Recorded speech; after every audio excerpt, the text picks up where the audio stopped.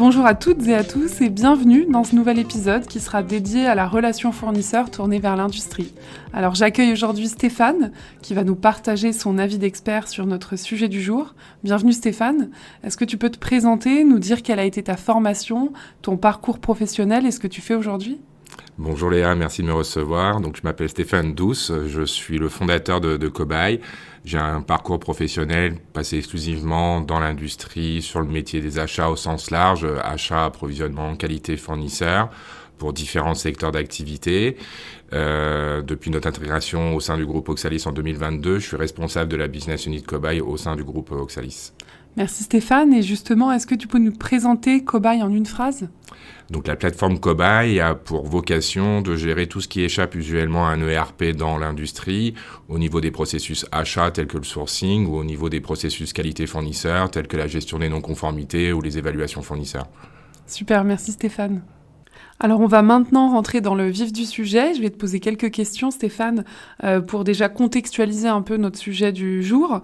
Je vais te demander pour commencer, est-ce que tu peux nous décrire brièvement ce qui caractérise les achats dans l'industrie par rapport à d'autres secteurs ? Oui, bien sûr.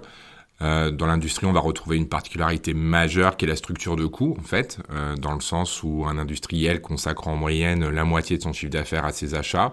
Ça peut être plus ou moins en fonction du niveau de valeur ajoutée qui va être intégré dans l'activité. Il y a des activités de sous-traitance, par exemple, qui consacrent 70% de leur chiffre d'affaires à leurs achats. On imagine assez facilement qu'évidemment la compétitivité, la profitabilité de l'entreprise est directement concernée par la performance de la gestion achat, mais aussi le niveau de service qui va être proposé à ses clients, le niveau de qualité, sa résilience, sa capacité à résister ou à éviter les risques va dépendre très fortement finalement de la gestion de ses relations fournisseurs. Tu viens de parler de la gestion de la relation fournisseur qui est très importante dans les achats dans l'industrie. Est-ce que tu peux nous partager les grandes spécificités de la relation fournisseur dans cet environnement industriel ? Oui, tout à fait. On va retrouver une caractéristique assez forte dans l'industrie, dans la gestion de la relation fournisseur. C'est l'étroite relation entre la gestion des processus achats et la gestion des processus qualité fournisseur, qui ont besoin d'être conduits parallèlement. Et c'est vraiment ce qui caractérise l'industrie, sachant qu'en termes de contexte SI, pour rebondir sur ce sujet-là, les collaborateurs achats et qualité ont le même pain point finalement, c'est qu'ils ne peuvent pas exécuter les processus qu'ils doivent exécuter au quotidien à travers le ERP, qui la plupart du temps va rester concentré sur la gestion transactionnelle de la relation fournisseur, un calcul des besoins nets, un engagement de commande, suivi des réceptions, suivi de la facturation éventuellement, ça c'est plutôt bien couvert par les systèmes ERP, mais tout ce qui est en amont ou en aval du transactionnel, en termes de processus achat ou qualité fournisseur, ça échappe à l'ERP, ça oblige les collaborateurs à travailler avec de la bureautique, Excel, la messagerie pour pas les citer, avec les problématiques qui vont avec en termes de manque de capitalisation de l'information, de manque d'efficience par exemple. Et puis ça prend du temps aux équipes, c'est chronophage et vraiment le fait d'avoir un outil adapté pour t'accompagner sur ces sujets-là, c'est vraiment un plus et un besoin pour te consacrer, mais je pense que c'est ce que tu vas nous partager un peu plus loin pour passer plus de temps sur des tâches à plus forte valeur ajoutée et aller plus loin justement dans les missions de l'acheteur. Alors, est-ce que tu peux maintenant nous dire quelles sont les attentes clés d'un acheteur industriel vis-à-vis de ses fournisseurs ? Oui, ça tourne assez régulièrement autour du monitoring finalement de la relation fournisseur. On évoquait tout à l'heure l'exposition au risque d'une entreprise qui dépend très fortement de la gestion des risques fournisseurs. C'est un très bon exemple. Le meilleur moyen de gérer le risque fournisseur, c'est d'avoir une lecture de la relation fournisseur qui soit la plus exhaustive possible, ce qui sous-entend un monitoring à 360 de la relation fournisseur sur tous les sujets qui vont concerner la partie achat, la partie qualité fournisseur. Donc c'est un enjeu assez fort aujourd'hui dans l'industrie pour les services achats que de se mettre en capacité d'avoir cette lecture à 360 pour pouvoir monitorer globalement la relation fournisseur dans son ensemble. Donc je comprends qu'il est très important pour l'acheteur de bien piloter, de bien monitorer ses fournisseurs. Et ce sont les outils, comme on le disait, SRM adaptés, vraiment spécialisés, qui vont lui apporter toutes les clés, toutes les informations nécessaires pour faire correctement ce pilotage des fournisseurs. Et j'aimerais savoir maintenant comment on construit une relation durable avec un fournisseur stratégique dans ce contexte. Dans la continuité de ce qu'on évoquait précédemment, c'est ce niveau de monitoring sur la gestion du panel fournisseur, cette lecture à 360 qui va permettre à un acheteur de bien distinguer dans son panel les fournisseurs qui sont les plus performants de ceux qui le sont le moins, d'être serein sur ce distinguo-là, de pouvoir privilégier du coup en termes d'attribution de business les fournisseurs qui le sont le plus performants, peut-être pouvoir lui donner de la visibilité, le solliciter sur la contribution à la R&D de l'entreprise et faire en sorte d'inscrire la relation au-delà d'une simple relation client-fournisseur autour d'un engagement de commande, mais d'avoir de la visibilité et de la profondeur dans la relation parce qu'on est serein sur le fait de travailler avec un fournisseur performant. Et puis quand tu parles de performance et de compétitivité, c'est vraiment tout l'aspect à la fois économique, mais aussi technique, technologique. C'est vraiment un partenaire qui nous accompagne sur tous les sujets et qui est performant, pas uniquement sur l'aspect tarifaire, mais aussi qui peut répondre à notre besoin et nous accompagner sur du long terme. Exactement, oui.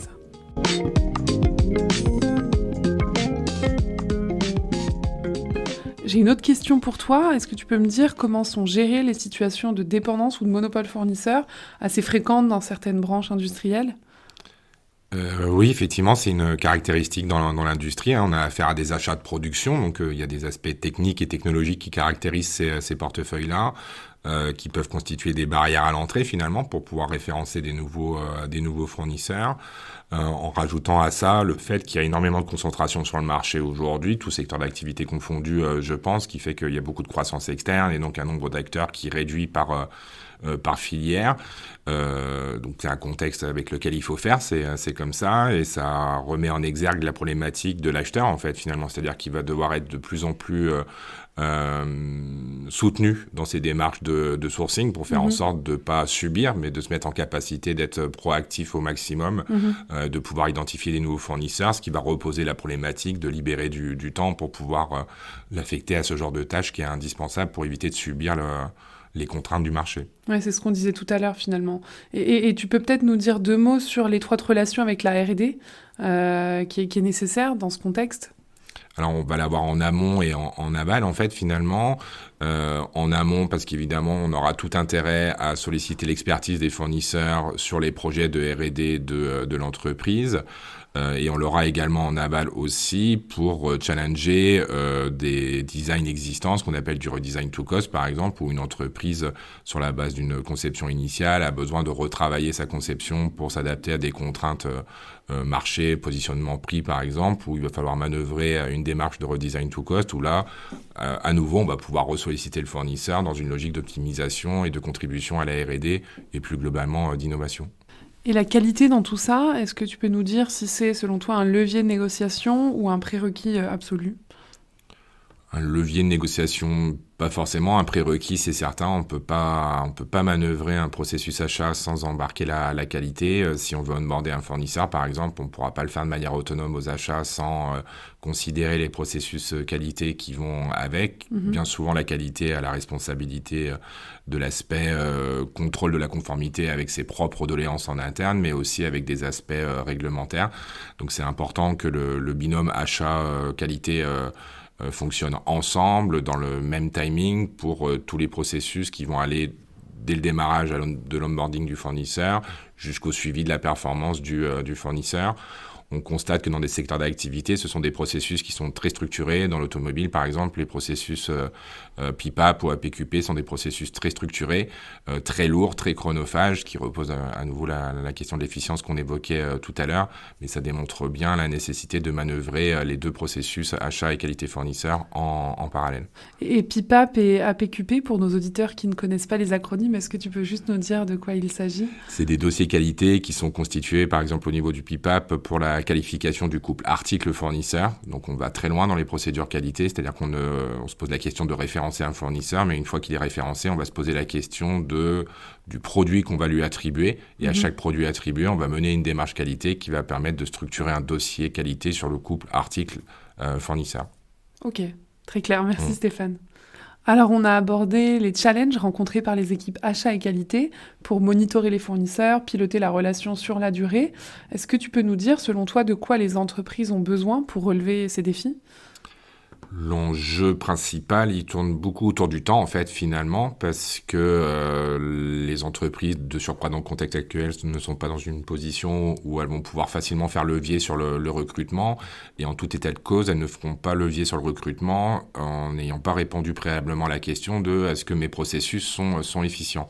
On l'a déjà abordé tout à l'heure, c'est pas le cas aux achats. Les achats ont de plus en plus de responsabilités avec un nombre de collaborateurs restreint, mais dans le même temps, n'étant pas outillés, il y a des gains d'efficience assez notoires à digitaliser finalement les processus de gestion de la relation fournisseur. Et donc l'enjeu pour les entreprises aujourd'hui, c'est de faire en sorte que des stratégies de transformation digitale s'appliquent à la gestion des relations fournisseurs, justement pour que les collaborateurs achats et qualité profitent des bénéfices de la digitalisation avant de faire levier sur le recrutement, qui n'est pas le levier le plus évident aujourd'hui dans le contexte dans lequel on est. Donc comme tu le dis, finalement, les achats et les équipes achats qualité doivent faire mieux avec les mêmes ressources, avec les mêmes équipes. Donc le fait d'être outillés, d'être accompagnés va leur permettre d'être plus performants dans leur mission, de réaliser ce pilotage de façon qualitative et optimisée de la relation fournisseur. Donc c'est assez intéressant ça confirme ce que je pensais, mais c'est toujours bien d'avoir ce retour de ta part. Est-ce que tu peux maintenant nous partager un exemple concret d'une entreprise industrielle qui s'est dotée d'un outil SRM que toi, tu as pu accompagner, en complément, comme tu le disais, de l'ERP, puisque l'outil SRM ne vient pas remplacer, mais plutôt compléter les fonctionnalités de l'ERP. Voilà, est-ce que tu as un exemple en tête ce que ça a apporté à l'entreprise, son retour d'expérience Oui, tout à fait. Bien souvent, la motivation d'une entreprise à engager ce genre de projet est sensiblement la même autour du contexte qu'on a évoqué tout à l'heure, manque d'efficience. Donc, il y a une vraie volonté d'aller chercher de l'efficience à travers la digitalisation pour appuyer sur des sujets qui peuvent être différents d'une entreprise à une autre. Donc, nous, Cobaye, on travaille sur différents secteurs d'activité industrielle. C'est notre positionnement. On n'a pas vocation à servir qu'un seul marché. On sert toute activité industrielle qui est concernée par des achats de production. On a par exemple le groupe Ligier qui fabrique des voitures sans permis, qui eux pilotent quasiment tous les achats projets avec l'application, donc toute la démarche de structuration des besoins, de sourcing, de consultation fournisseur, de collecte des offres, de dépouillement jusqu'à la sélection. C'est piloté avec l'outil Cobaye. Mm-hmm. Pour donner un autre exemple, Socomore, qui est une UTI dans le domaine de la chimie et de l'aéronautique, eux, leur besoin, c'est de piloter l'actualisation des prix des achats de production qui doivent opérer à fréquence très régulière et qui constituent du coup un élément particulièrement chronophage parce que ça fait l'équivalent d'un CBN à actualiser en termes de prix tous les trimestres.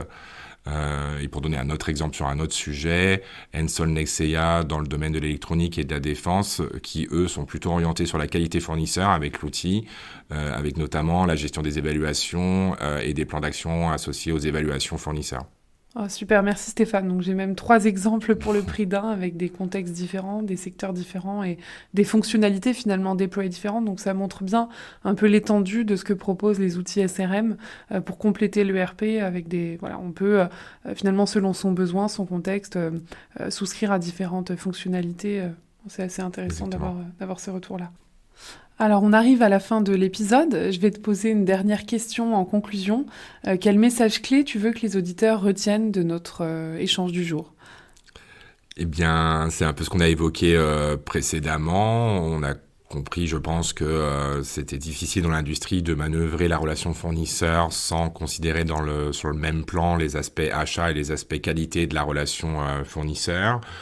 On a compris également qu'on a des éléments de contexte qui font que les personnes en charge de la relation fournisseur ont de plus en plus de responsabilités de surcroît avec des contextes économiques ou géopolitiques qu'on est en train de vivre actuellement, sans avoir pour autant plus de ressources, ce qui nous ramène à l'enjeu qui est la quête d'efficience en fait finalement. Il y a une vraie problématique globalement dans les achats dans l'industrie de faire en sorte qu'on puisse économiser du temps sur des tâches du quotidien. J'évoquais tout à l'heure qu'un industriel consacre en moyenne la moitié de son chiffre d'affaires à ses achats, mais en parallèle, il est aussi reconnu que les collaborateurs qui gèrent la relation fournisseur passent la moitié de leur temps sur des actions chronophages à faible valeur ajoutée. Ça peut paraître un peu antinomique et l'enjeu est là, l'enjeu de la digitalisation appliquée à la gestion des relations fournisseurs et d'aller chercher des pain points opérationnels pour orienter les collaborateurs sur ce qui fait la valeur ajoutée de leur poste. Très clair. Merci Stéphane pour cette conclusion et pour ces messages clés. Merci pour ta contribution à l'épisode. Je t'ai reçu avec plaisir aujourd'hui pour échanger avec toi. Merci à toi, c'était un chouette exercice. Nous arrivons maintenant à la fin de ce podcast. J'espère que vous avez apprécié ce moment autant que moi. Surtout, n'oubliez pas de vous abonner pour ne rien manquer de nos futures discussions. Et je vous donne rendez-vous le mois prochain pour un nouvel épisode. Et bien sûr, long live the procurement!